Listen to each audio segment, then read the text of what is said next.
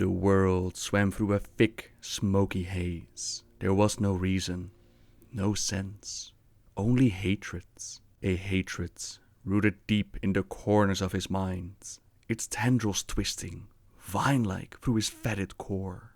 The man he'd been was murdered. His blood now salt in the farmlands he had once called home. This creature might inhabit the dead man's body, but it possessed no will of its own. It didn't need one. It existed only to serve the Lich King. He turned back to the ground, where the half-consumed corpse of his latest victim lay. A warm rush of strength flowed into his body as he ripped a mouthful of flesh from her throat. He remembered the ecstasy that had gripped him as her screams grew quiet, the terror that froze in her dead eyes as he devoured her. Craving that sensation again, he tore off another bite. Had days or years passed since he'd been raised? It mattered not at all. Time was the burden of mortals, and the Master's gift had freed him from it. A singular purpose now drove his every action, a compulsion to spread the plague of undeath through the fallen kingdom of Lor'themar, to ravage the very lands his human soul had loved. Were there room for up malice in his heart, he would have laughed long and loud at the irony. He stopped feasting and waited. He waited because it was his master's will that he do so. A moment passed before he sensed it. The unholy magic that had reanimated his own lifeless body now caused hers to stir. He watched in rapturous wonder as the corpse that had been his victim arose as a scourge, as driven to end life as he was. She looked at him, the fear gone from her undead eyes, replaced by smoldering rage. She might have been smiling, with her ruined jaw not dangling by scant strips of flesh. He might have smiled back, but for the shock of arrows that came crashing into her skull. The body of his new companion crumbled into a heap, headless and twitching. He spun to face her attackers. 3 cloaked figures loomed before him. Some part of him recognized their weapons and knew how deadly a bow could be, but those memories were vague and fleeting. He didn't care about the useless notion still lingering in the dead man's mind. Hatred welled up, demanding to be unleashed. As he tensed to leap forwards, the middle target barked out an order. In unison, the flanking pair took aim and sent a rain of heavy, blunted arrows thumping into his legs. He fell hard to the ground. Each time he tried to rise, more arrows pummeled him back down. Damnable creatures. He did not pause to reason why the cloaked figures hadn't ended him as they had the woman. He only longed to sink his teeth into the bits of flesh exposed between the pieces of the dark armor. When they rose as scourge beside him, their bows would be unnecessary. Hatred would become their weapon, as it had become his. He sniffed the air to stoke his hunger, but the scent confused him. His foes were neither humans nor elf. They weren't living at all. They were as dead as he was. Why would such creatures stop him from fulfilling the master's will? The fear and frustration of a beaten animal gripped him, as shot after shot kept him on his knees. Navanos, a female voice called out his name. No, that name was dead, left to fester upon the plagued soil of the Maristet. How dare this creature evoke its memory? Rage roiled in his gut, hot and thrashing. He would kill the interloper, feed upon her flesh, sate his hunger for death. But something in the cloaked woman's voice held him fast. His name had become a command, and with that single word, she reached down into the fury that had taken the place of his soul and caught him tight in her grip. No, the hatred, the master's will. If these 3 would not serve, they would be destroyed. Naphanos, she called again. This time, in the wailing voice his master's banshees used in battle. The intensity of it startled him. Had she been sent here by the Lich King's commands? Naphanos! With the third sounding of his name, recognition skidded across his mind and chased the cloud of fury away. That voice, of course. Sylvanas. As she pulled back her hood, the sickly yellow light of the plague lands illuminated her elven features. Skin, once fair and full of life, had turned ashen. Hair that had shone like spun gold looked dull, lusterless. Her bracing blue-grey eyes now smoldered red.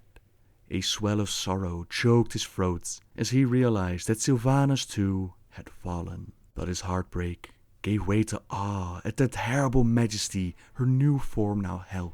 In life, he'd always thought that she had the bearing of a queen. On death, she radiated the might of a goddess. His eyes drifted down to the mottled skin of his gnarled fingers, stained deep red by his recent kill. A rush of shame banished the thrill of his reunion with Sylvanas. The thought that she would see him like this, a decrepit, nightmarish mockery of his former self, it filled him with disgust, almost of its own volition. His forearms rose to hide his rotting face. Sylvanas, he rasped through parched lips. His voice sounded foreign, and he realized it was the first word he'd spoken ever since his death. Conscription to the Lich King's service has never required him to speak, only to kill. I have come for you, Navanos, to call you back to my side. He was not worthy to stand with her, to even look upon her, yet her strength, her power, it enthralled him, compelling his arm to fall away so his eyes could meet hers. You see what I have become, he growled. Why would you want such a monster to serve you? Sylvanas waved her hand as if dismissing the bits of a pulpy corpse strewn about the ground. I am building a new kingdom, Navanos, made up of the forsaken dead, freed from the Lich King's thrall. You will become my champion, and together we will call down a blight of suffering upon him. Arthas will answer for his crimes. A wicked sneer twisted his fellow lips. The insidious fog of control was gone, and he clenched his fist as he thought of taking revenge upon his former master. Anger and hatred still consumed his heart, but his will was again his own.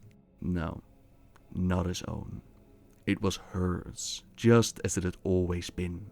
The Dark Rangers, attending Sylvanas, tensed as Navanos rose to his feet. He took a step forward, then bowed his head. I am yours, Dark Lady, for all my days. Navanos looked down at his left hand. There was enough skin and sinew remaining to grasp a bow, and to teach even the clumsiest of his pupils how to knock an arrow. But he could tell that his strength had waned. His undead flesh continued its inevitable decay, and there would come a day when this hand would be rendered useless or rot away altogether. What good would it be to her then? He might be a decomposing husk, he told himself, but he still knew the meaning of duty. Tell me what you command, my queen. Sylvanas nodded. Arthas once forced the Valkyr to raise Death Knights for his army. That was a much more potent ritual than the one with which they now transform fresh corpses into Forsaken. They can use their powers to reshape your body and make it stronger, more enduring. Could the Valkyr not do this for all our people? He asked. Sylvanas glanced at the implacable visage of the ghostly battle maiden. It's an arduous endeavor, one they are reluctant to undertake. Without the Lich King's energies feeding them, I believe it requires a portion of their own essence to succeed. She turned toward him. But it is my desire, so it will be done. He stepped closer to the Banshee Queen and watched her expression. He told himself it was for the delight of provoking her again, but that was a lie. He wanted something more. If the Valkyr can only do this once, why choose me? Was it pain that flashed in her eyes? If so, it lasted only an instant, replaced by resolve and the will of unbending iron. I told you, the Legion threatens to consume us all. I require my champion at my side. It was doubtless petty, dissatisfaction that he sought, but something raced within him whenever she addressed him by that title. Then tell this creature to hurry up, Navanos snarled.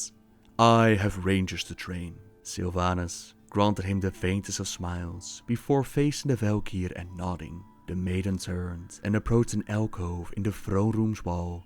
The queen whispered an incantation, and the stones parted, revealing a darkened hallway. It was one of the many routes he used for moving about the city in secret, and he suspected there were a few such passageways that she kept even from him. They followed a maze of straightaways and switchbacks, designed to befuddle would-be assassins. The Valkyr seemed to know the way, drawn perhaps by the veins of dark power pulsing through the magic quarter. After a while, the energies became so palpable that even he could sense them. They rounded one last corner and came to a dead end. With a word and a gesture from Sylvanas, the way opened and they stepped forward. The room's walls were lined with shelves of tomes and magical implements that glinted in the lamplight. 2 huge stone slabs rested upon altars at the center of the chamber. One lay empty, the other held a human clad only in small cloths, gagged and struggling against bindings of thick leather. Beside the figure were pieces of fine golden armor, a war hammer and a shield. Nephanos noted the sigil of the Argent Crusade emblazed upon the armaments. Though clearly helpless, the captive did not appear broken or maimed. Nephanos clucked his tongue. He'd captured or killed countless paladins in his day, but had left few of them intact as this one seemed to be. Gesturing at the man, the blind caller turned to his queen. "What is this?" "Fuel," answered the icy voice of the Valkyr. Sylvanas strolled around the occupied altar. "A sacrifice is required for the ritual.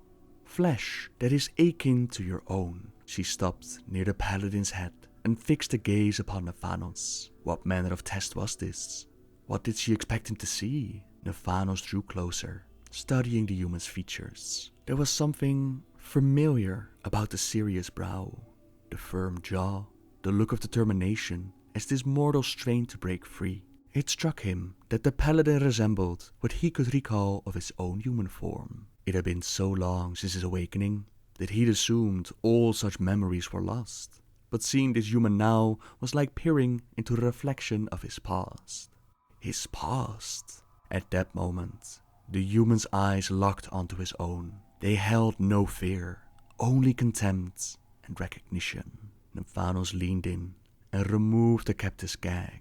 "Hello, cousin." Revulsion washed over Stefan's face. "I prayed to the light that you were truly dead, that your soul had found rest." There was sorrow in the words, but bitterness as well. Nephanos chuckled. "Tell me, did you ever spend the gold coin the Ranger General gave you?" "I kept it," the paladin answered, his voice defiant. "I kept it for years after Strathholm fell.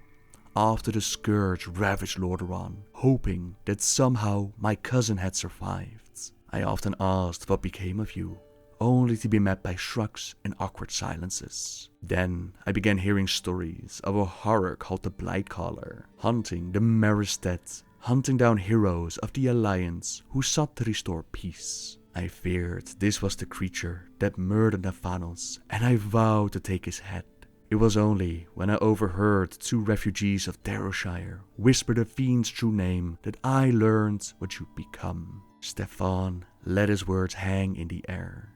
"And on that day, I threw the coin into a river." He spat upon the stone floor. Nephanos stood silent. There was no reason to deny the truth. He had lingered at the farm on orders from his queen, luring her enemies to the slaughter. He'd taken special delight in tormenting the high elf rangers of the northern foothills, the very Farstriders he'd once served alongside and commanded. Their haughty outrage bled away as they died, or twisted into a garish grimace upon those raised into undeath.